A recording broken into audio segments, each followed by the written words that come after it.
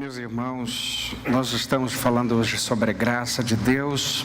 Abra sua Bíblia em Efésios capítulo 2 e uma vez mais vamos ler dos versos 1 a 10. Ele vos deu vida, estando vós mortos nas vossas transgressões e pecados, nos quais andastes no passado, no caminho deste mundo, segundo o príncipe do poderio do ar, do espírito que agora age nos filhos da desobediência, entre os quais todos nós também andávamos, seguindo os desejos carnais e fazendo a vontade da carne e da mente, e éramos por natureza filhos da ira, assim como os demais. Juntos a partir do 4. Mas Deus, que é rico em misericórdia, pelo imenso amor com que nos amou, estando nós ainda mortos em nossos pecados, deu-nos vida juntamente com Cristo, pela graça sois salvos, e nos ressuscitou juntamente com Ele, e com Ele nos fez assentar nas regiões celestiais em Cristo Jesus, para mostrar nos séculos vindouros a suprema riqueza da sua graça, pela sua bondade para conosco em Cristo Jesus, porque pela graça sois salvos, por meio da fé, e isto não vem de vós, é dom de Deus, não vem das obras, para que ninguém se orgulhe, pois fomos feitos por Ele, criados em Cristo Jesus para as boas obras, previamente preparadas por Deus para que andássemos nelas. Amém. Sola Gratia é uma das expressões que formam aí os 5 grandes temas da Reforma Protestante.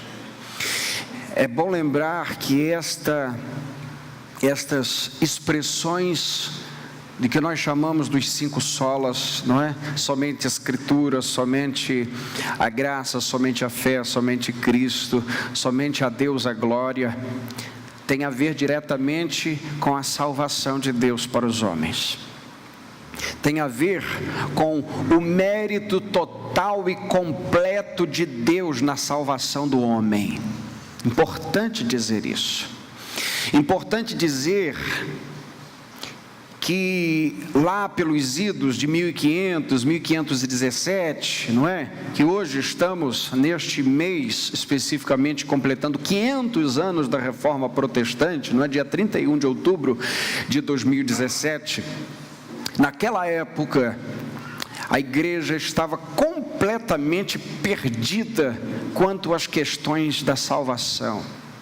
Muitas pessoas, como bem disse agora há pouco o pastor Márcio, vinham com suas indulgências para pagar, para comprar lotes no céu, comprar pedaços no céu, comprar, quem sabe, o perdão de pecados. Isso tudo acontecia já naquela época e não é diferente hoje, onde as pessoas são enganadas, ludibriadas, a que possam dar dinheiro, pagar carnéis infindáveis, participar de campanhas das mais esdrúxulas possíveis, a fim de serem salvas, a fim de serem merecedoras de alguma coisa de Deus. E nesse momento, nada mais necessário do que declarar somente a graça de Deus. Paulo está escrevendo para gentios. Quem são ou quem eram gentios? Eram aqueles que não eram judeus.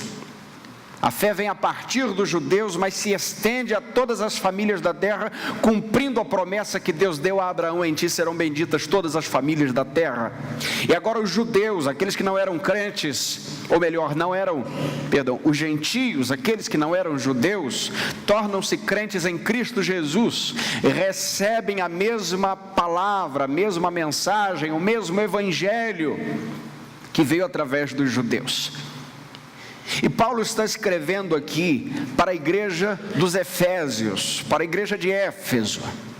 E como está escrevendo para o povo de Éfeso, ou seja, gentios, ora ele fala vocês, gentios, efésios, ora ele fala nós.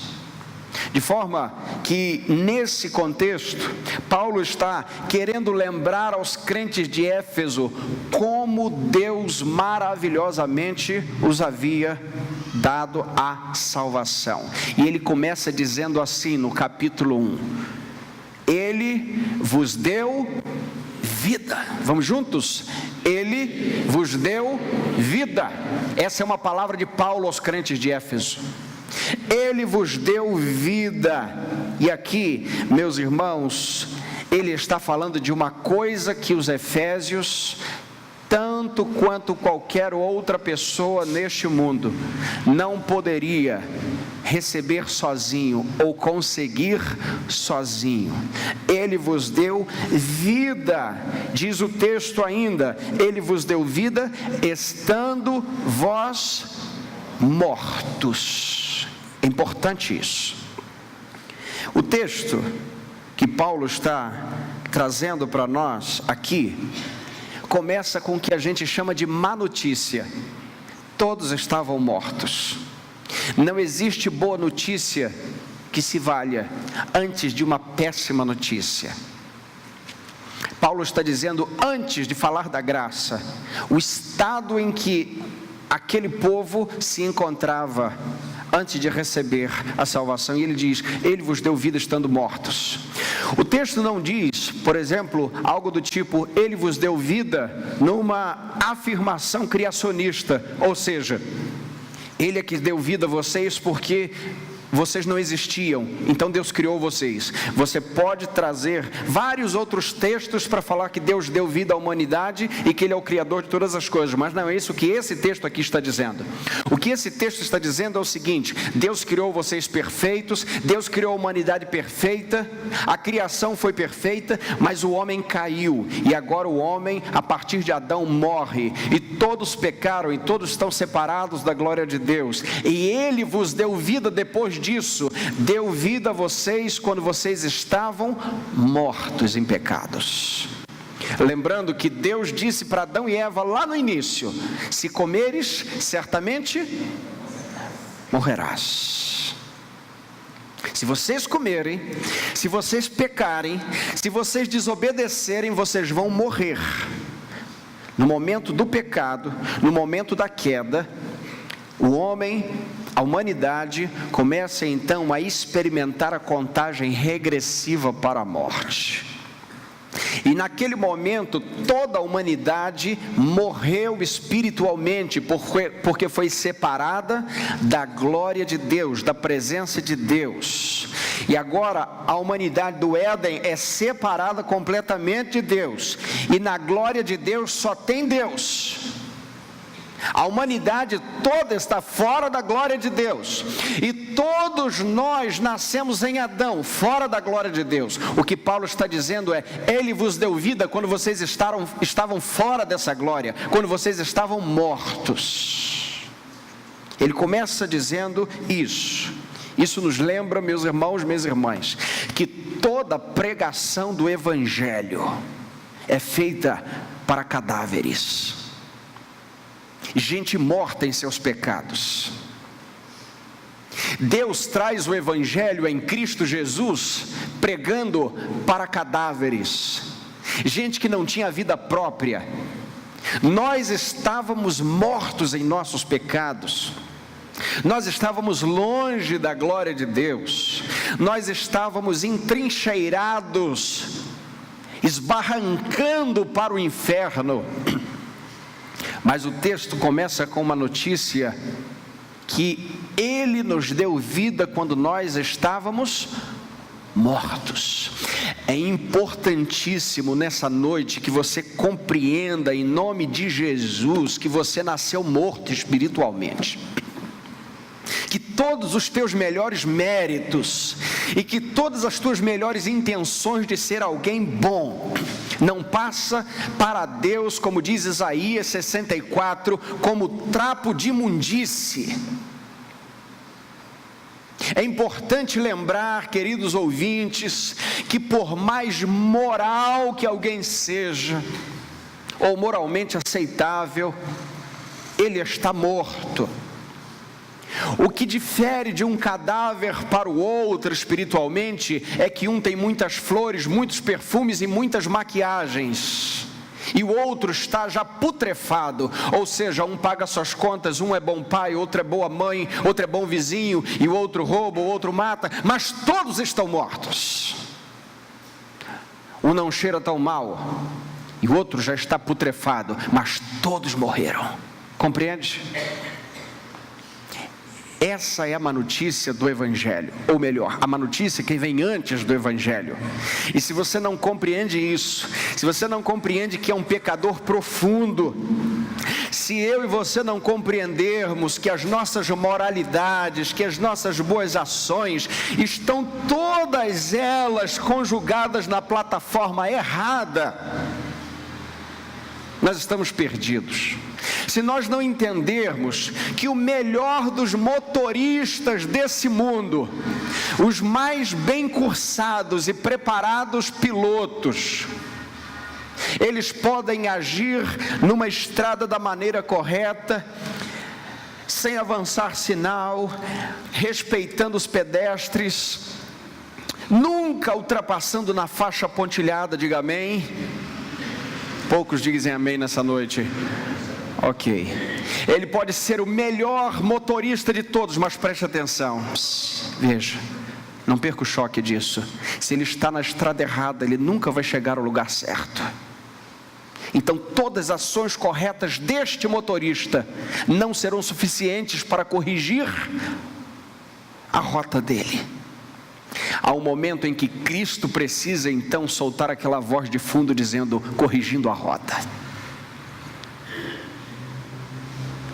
Há muitos bons motoristas indo para o caminho do inferno, porque a Bíblia diz que há caminhos que ao homem parece bom, mas o final é caminho de morte. É importante entender, meus irmãos, que todos os mais bem educados deste mundo estão como filho pródigo assentado entre os porcos, comendo lavagem de garfo e faca. Compreende? Todos mortos. Os melhores, os mais bem educados, desde o melhor ao pior, todos mortos. Lembra-se das 3 ressurreições que Jesus operou no seu ministério? Uma delas, a filha de Jairo. A menina tinha acabado de morrer. Quando o Jairo vai atrás de Jesus, ele diz, mestre, a minha filha está doente. Quando ele chega, ela já está morta. Quanto tempo ela tinha falecido? Poucos minutos, ok?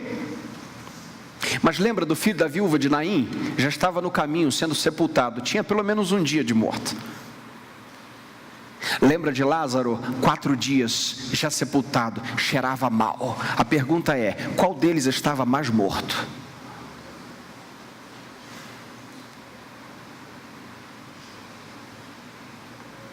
Me ajudem. Todos estavam mortos. Nenhum deles tinha mais esperança que o outro. Note que na humanidade tem uns que não cheiram tão mal, mas todos estão mortos. Essa é a péssima notícia.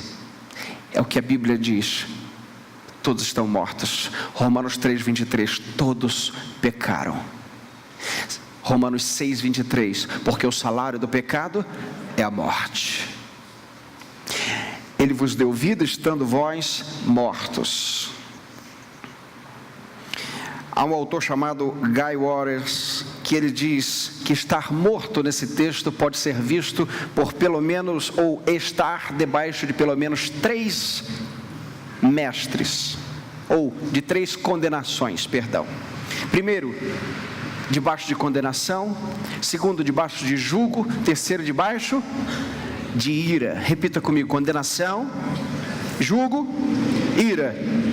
Primeiro lugar, Estar morto é estar debaixo de condenação. Diz o texto, leamos juntos: mortos nas vossas transgressões e pecados. O que é um transgressor da lei diante de um justo juiz, senão alguém que está flagrado em seu delito? Estar morto aí é estar debaixo de condenação, é ter todas as provas contra nós. Deus tem todos os flagrantes da nossa vida. Deus tem todos os quadrantes em que Ele nos flagrou. E nós estamos diante de Deus debaixo de condenação. Nós estávamos mortos nas transgressões e em pecados. Não é um homem, por exemplo, ainda sóbrio, que tem uma garrafa de cachaça na mão e leva a garrafa para onde quiser e de vez em quando dá um gole. Não é isso. A visão aqui é de um homem completamente alcoolizado, completamente etílico, que já não carrega a cachaça, mas ela o carrega. E ele não consegue mais dominá-la, mas ela o domina. O homem não domina o pecado, mas o pecado domina o homem, porque antes de Cristo chegar na vida de alguém, ele é escravo do pecado, ele está debaixo do jugo de condenação. E aqui a gente entende que qualquer coisa que um foragido faça fora da lei, ou melhor, qualquer coisa de melhor que um foragido possa fazer, ele sempre estará fora da lei. Por melhor que seja o seu ato, ele está debaixo de condenação. Ele pode dar o seu nome como voluntário para ir para o Haiti, por exemplo, depois dos terremotos. Assim que ele der o nome, ele vai preso, porque ele é um foragido. A tentativa de fazer o bem só o condena mais. Diante de Deus, quanto mais o homem tenta fazer o bem, mais cínico se parece, mais cínico se torna e mais flagrado em seus delitos. Segundo, estar morto, diz Wallace, é estar debaixo de jugo. E esse jugo, agora sim, traz 3 mestres para aquele que está longe de Deus: o mundo, a carne e o diabo, a trindade satânica. Veja o texto: debaixo do mundo, mortos nas vossas transgressões e pecados, nos quais andastes no passado, no caminho deste mundo. Segundo, está debaixo da carne, do jugo da carne, entre os quais, leamos juntos, todos nós também antes andávamos. De que maneira? Seguindo os desejos carnais, fazendo a vontade da carne e da mente dominada pelo pecado. Terceiro, debaixo do jugo do diabo, segundo o príncipe do poderio do ar, ou seja, Satanás, do espírito que agora age nos filhos da desobediência. Terceiro lugar, estar morto, então, é estar debaixo da ira, a ira de Deus. Lê junto comigo: éramos, por natureza, filhos da ira, assim como os demais. Éramos destinados à ira de Deus, éramos destinados ao juízo final de Deus, ao castigo eterno. O homem no pecado, ele que não está na glória de Deus, ele que está fora da glória de Deus, não tem paz com Deus.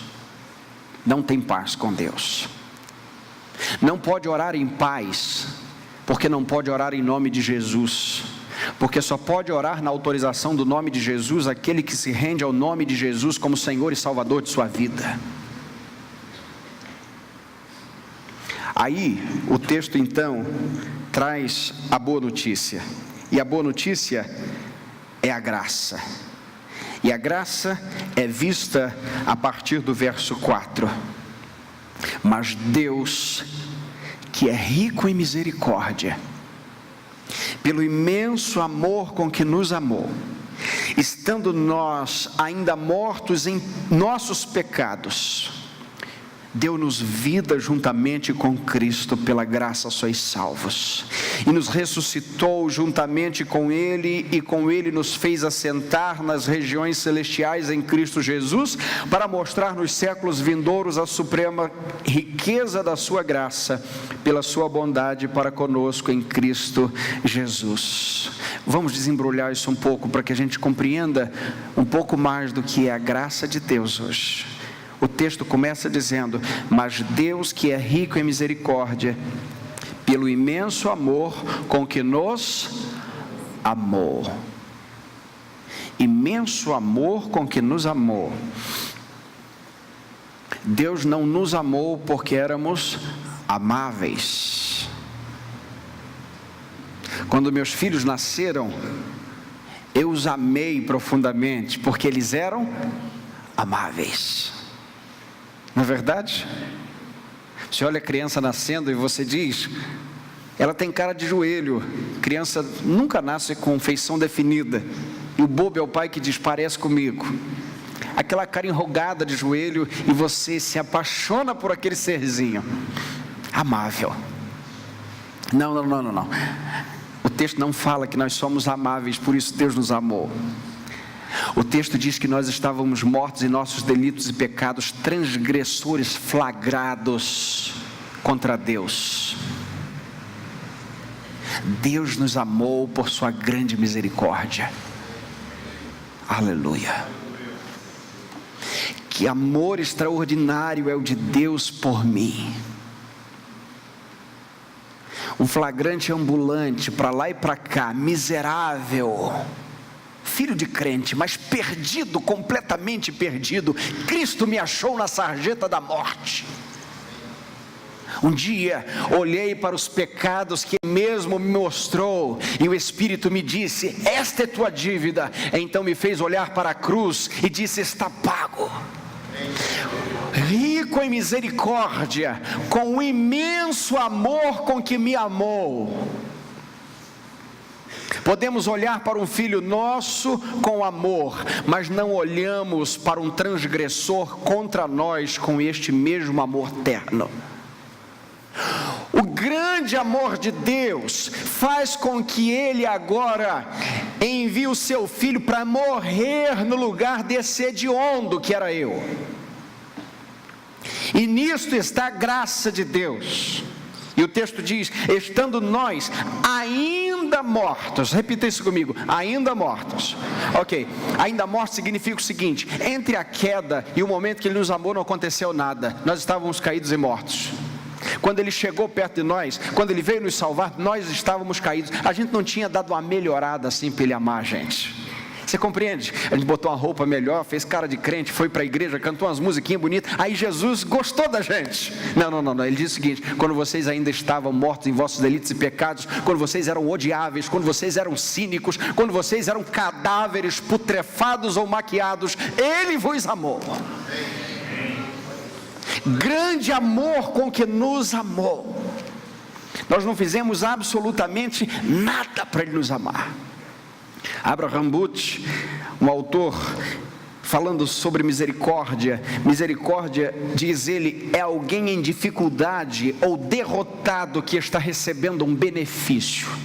E por graça, ele disse, graça é o eterno e absolutamente livre favor de Deus na doação de bênçãos espirituais e eternas concedida a pessoas indignas e culpadas. Graça de Deus, que se revela para nós quando nós merecíamos o inferno, mas nos aponta o caminho da redenção, o caminho do céu. E aqui, meus irmãos, minhas irmãs, compreendemos que o texto diz, deu-nos vida juntamente com Cristo. Vamos repetir isso, juntamente com Cristo. Agora, verso 6, nos ressuscitou juntamente com Ele. Agora, somente juntamente com Cristo, juntamente com Ele. Bom, o que significa? Significa que quando o Pai enviou o seu Filho para morrer por mim e por você, pecadores que somos, Ele mesmo aceitou o sacrifício do Filho, porque o Filho era perfeitamente capaz de morrer pelos nossos pecados, porque era puro, santo e inocente, como diz Hebreus, mais sublime que o céu.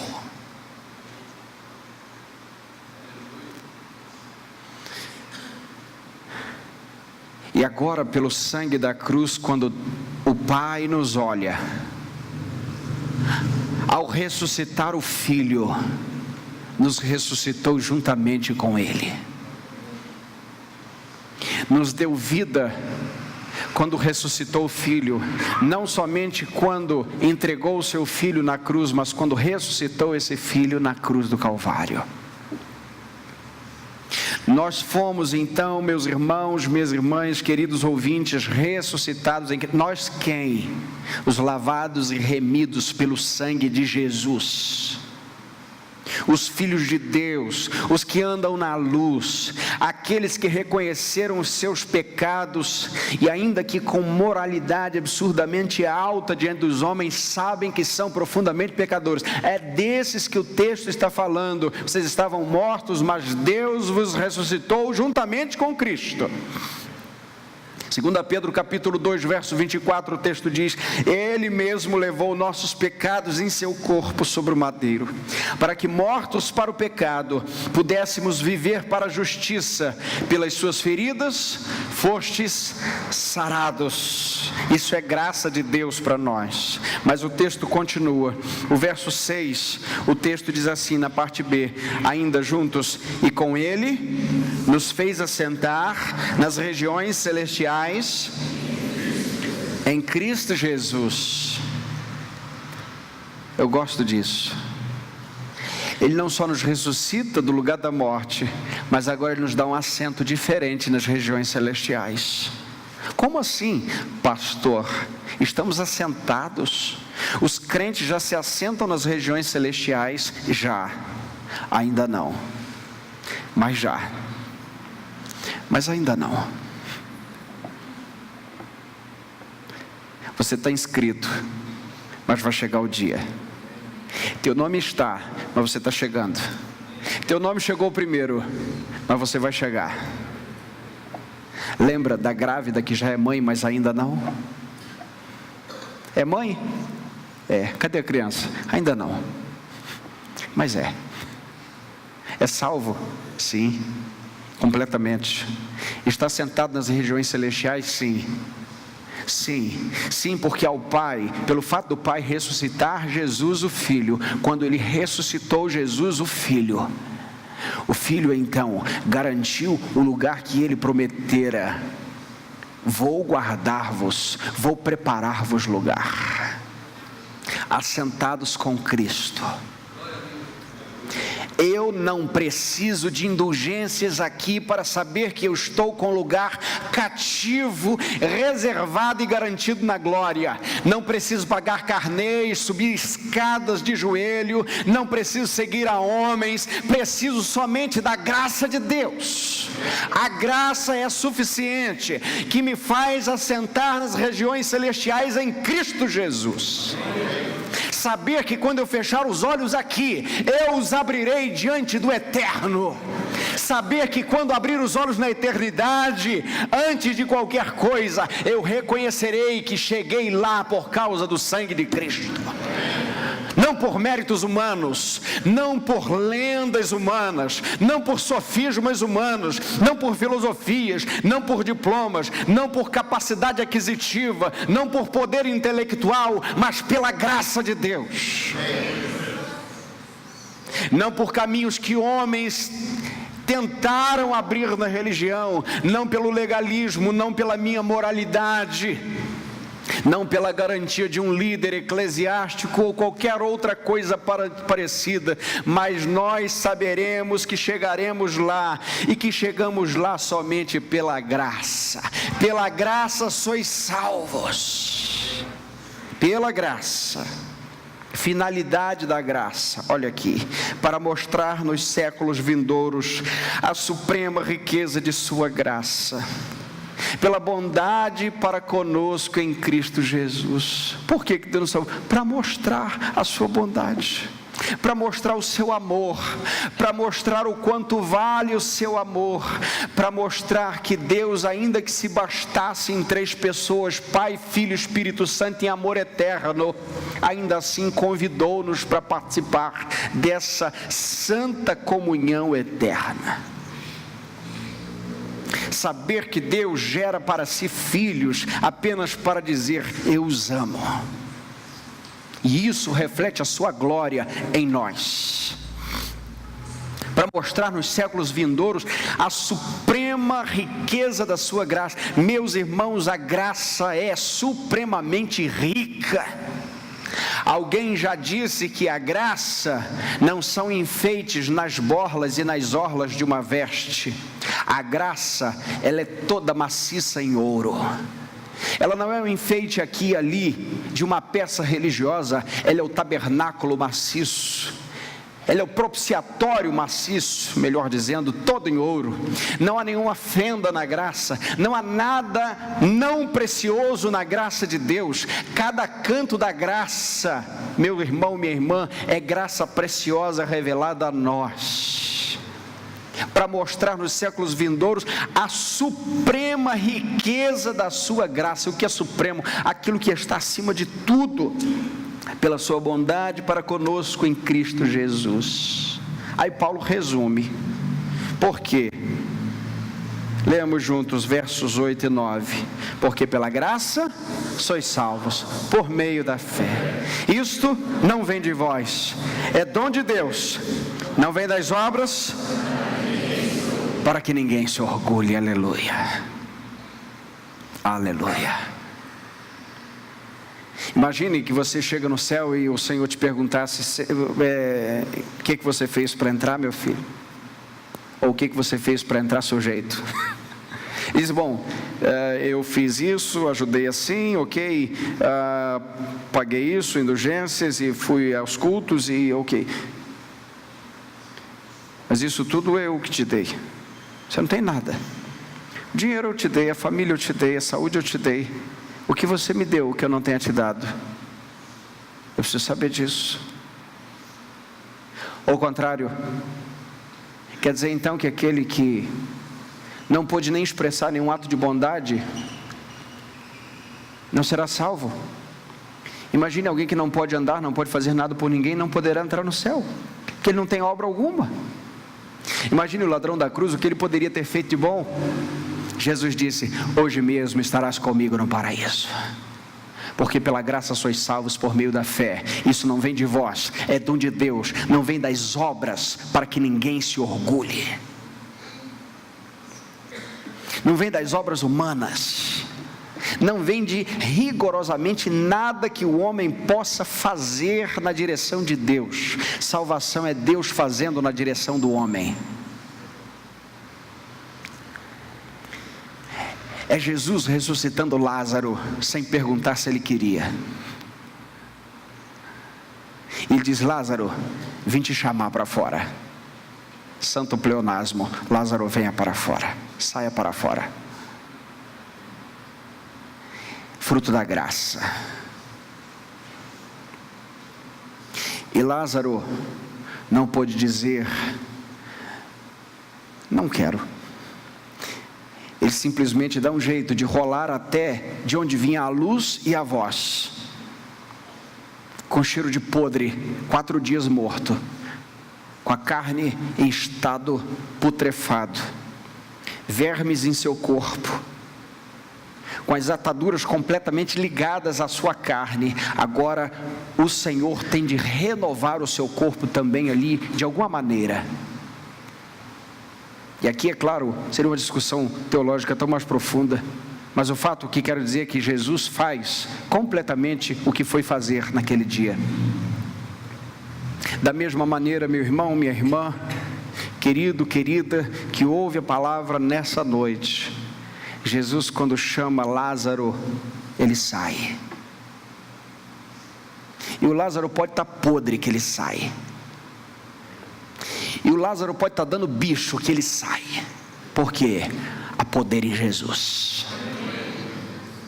Não vem das obras, para que ninguém se orgulhe. O que Lázaro faria, ou poderia ter feito, morto, para que Jesus o ressuscitasse? Nada. Estávamos mortos em nossos pecados, não poderíamos ter feito nada. Paulo resume isso: porque pela graça sois salvos por meio da fé. Isto não vem de vós, é um dom de Deus, não vem das obras, para que ninguém se orgulhe. Da mesma forma fala os Romanos no capítulo 11, no verso 6: mas se é pela graça, já não é pelas obras. Do contrário, graça já não seria graça. Se for pelas obras, não é pela graça. Graça nega obras, as obras negam a graça. Só há uma obra aceita na graça: a obra da cruz de Cristo no Calvário. Há uma obra aceita somente por Deus Pai: a obra do seu Filho Jesus na salvação por nós.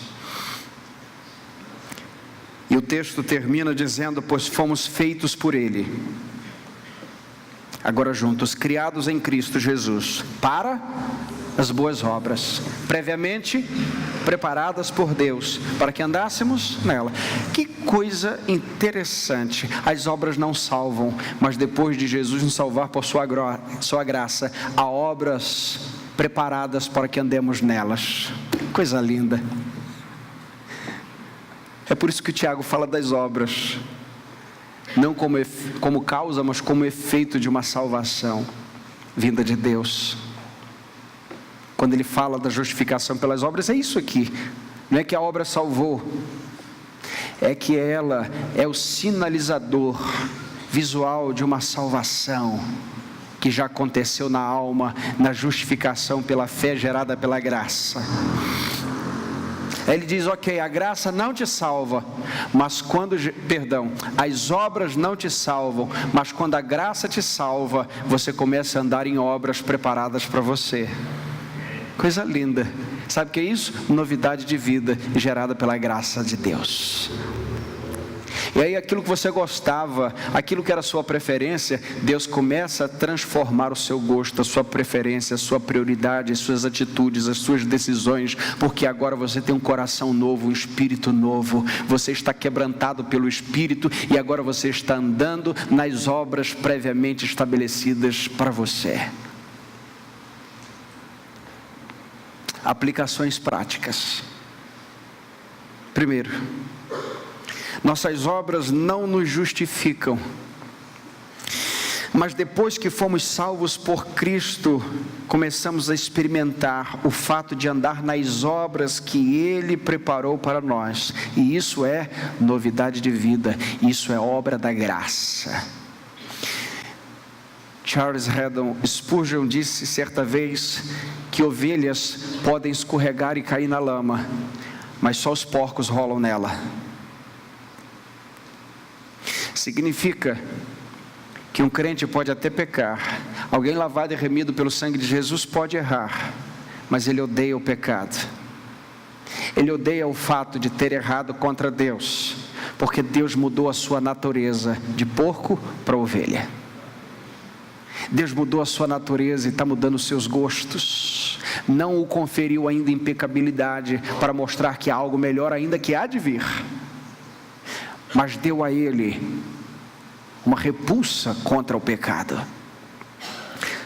Segundo, os salvos ainda estão sendo santificados, mas ao mesmo tempo já são chamados de santos. Aleluia. Ou seja, as obras não salvam, não salvam. Aí Jesus vem e nos salva por sua graça, amém, glória a Deus. Aí Ele nos faz andar nas boas obras estabelecidas para nós. É nesta maneira que Ele vai nos santificando, e ao mesmo tempo que Ele ainda está nos santificando, Ele já nos chama de santos. Da mesma maneira que chamou Lázaro, e ele estava vivo, mas ainda tinha alguns odores que precisavam ser lavados, vencidos, e ataduras outras que precisavam ser tiradas. Ainda há resquícios de Adão que vão sendo crucificados todos os dias, mas nós já declaramos pela fé: já estou crucificado com Cristo, e vivo não mais eu, mas Cristo vive em mim. Terceiro lugar, ainda estamos aqui, mas Ele já conta como se estivéssemos já assentados com Ele. Isso é obra da graça de Deus. Que eu faço para herdar a salvação? O que faço para merecer alguma coisa? Não, ninguém faz nada. O que faço para sentar nas regiões celestiais em Cristo Jesus? Absolutamente nada. O Senhor Jesus já fez todas as coisas. Ainda estamos aqui, mas já estamos com Ele. Quarto lugar, graça nos faz andar em santidade e não em pecado. Quinto lugar, Graça, leia comigo, não é ganha por mérito, mas também não é perdida por culpa. A gente sempre tem a visão medieval, antibíblica, de que tudo que a gente faz, Deus está de errado, está acumulando contra a gente, e de que tudo que a gente faz de bom, Deus está colocando crédito na nossa conta. O amor de Deus não conta com os nossos débitos e nem com os nossos créditos. Compreende? Se você acha que ainda precisa dar um último jeito, fazer de alguma maneira uma melhora para que você chegue ao céu, se naquela neurose do não salvo, você ainda acha que tem que estar o tempo todo observando para não morrer de repente, porque vai que você morre e vai para o inferno. Se isso acontece, você ainda não entendeu a graça de Deus, porque ou a graça já te salvou e tirou da fila do inferno, ou já te colocou assentado nas regiões celestiais em Cristo, ou você ainda não é um salvo por Jesus. Pastor, então, se eu sou salvo, eu posso pecar à vontade? Meu irmão, como nós já acabamos de dizer, nós fomos direcionados por Cristo para andar em santidade, e só o porco gosta da lama, e só o não salvo ama o pecado. Por isso você pode pecar à vontade, só que você não vai querer mais. Será um acidente de trajeto no seu dia, na sua vida. Último lugar, o fundamento da salvação eterna de alguém não são as suas obras, mas é a graça de Deus que concede fé e arrependimento. Tudo que você e eu fizermos ou fizéssemos, nada disso poderia convencer a Deus de que éramos dignos. Só houve um digno, Cristo Jesus, quando morreu. E aqui a gente compreende que a graça anula as nossas obras, porque as nossas obras não valem nada contra Deus. John Newton, um grande homem de Deus que se converteu século XVIII, início do século XIX, a vida dele, se converteu quando ainda era um senhor de escravos, era dono de navios que carregavam escravos, trabalhava traficando escravos no século XVIII. Um dia Deus o salvou e mudou completamente a natureza daquele homem. A história de John Newton é linda. Ele uma vez escreveu: eu não sou quem eu devia ser, eu não sou o que eu quero ser, eu não sou o que eu espero ser, contudo, eu não sou quem eu costumava ser, e pela graça de Deus, eu sou o que sou. Isso é graça de Deus. É saber que a gente ainda não é perfeito, é saber que mesmo quando Jesus salva a gente ainda é pecador e erra, mas é saber que também que Jesus, depois que Ele entrou na nossa vida, e quando Ele entra na nossa vida, Ele nos tira do estado de morte, e a gente nunca mais é chamado de morto. Agora Ele nos deu vida, e nos fez assentar nas regiões celestiais. Por fim, há uma canção de John Newton, que talvez seja uma das canções mais traduzidas, mais cantadas, com mais versões da história da igreja. E essa música chama-se Graça Eterna. Ela ficou muito conhecida depois de um vídeo que foi feito de um cantor americano extraordinário, com uma voz extraordinária, falando sobre a história dessa música. Amazing Grace é o nome dessa música em inglês. E ele vai ao piano e toca essa música apenas nas 5 notas pretas. Não sei se você já assistiu a esse vídeo, um vídeo lindo, e o homem de uma voz extraordinária. Ele fala um pouco de como é que John Newton fez essa música. Talvez a gente não tenha a voz dele, mas a gente tem o mesmo coração que ele tem, e a gente pode cantar isso nessa noite. A música diz: graça eterna de Jesus. Vamos cantar juntos. Eu convido a você que fique de pé.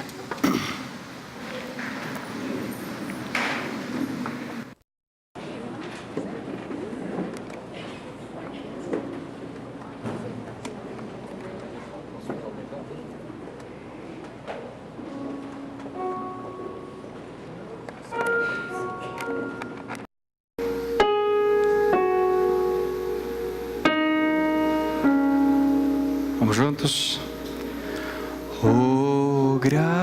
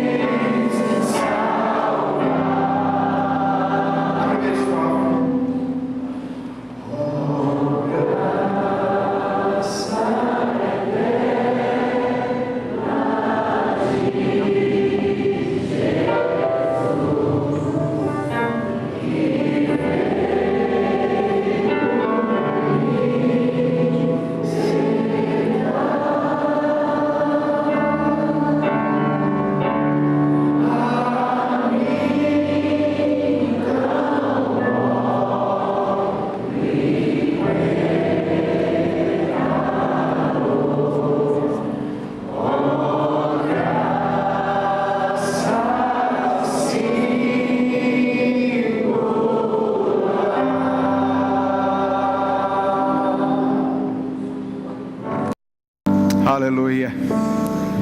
Louvamos o teu nome, Senhor, pela tua graça. Pode ser, meu irmão, minha irmã, ou querido ouvinte, que você não tenha alegria de ter a certeza da graça de Deus na sua vida. Essa noite, algo que foi dito há 500 anos, está reverberando aqui nesse lugar, somente a graça. Pastor, não mereço. Seja bem-vindo ao grupo dos que não merecem. A graça contempla os que não merecem. A graça contempla o coração na sarjeta.